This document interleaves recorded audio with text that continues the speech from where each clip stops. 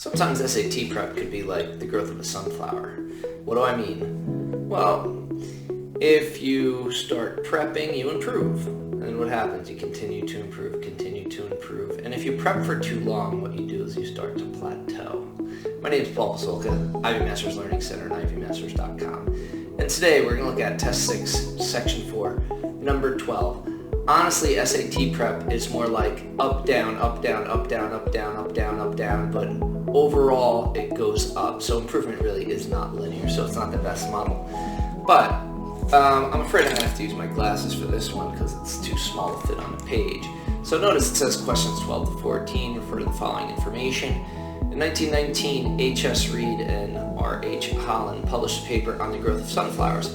Included in the paper were a table and graph above, which show the height h in centimeters of sunflower T days after the sunflower begins to grow, and you get it. And it says over which of the following time periods is the average growth rate of the sunflower least?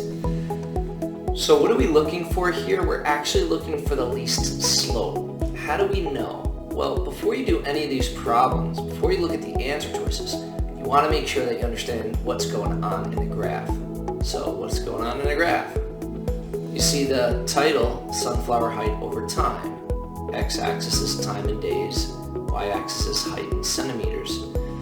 How do we know when the growth is the least? Well, it's going to have the lowest slope. So over time, it's going to have the least growth. So you see that between day 0 and day 7, you grow about 20. And it's about the same for 7 to 14. It's even more from 14 to 21, and that continues, and actually number 14 tells you that it's about linear between day 14 to 35. So it looks like we've got some great growth in there, and it begins to even off there, and then notice it goes flatter and flatter and flatter. Notice when you get at the end here, what I started to say before is you plateau. So between days 77 and 84, for example, you have, it might be a little growth. You might be growing 1 centimeter, something like that.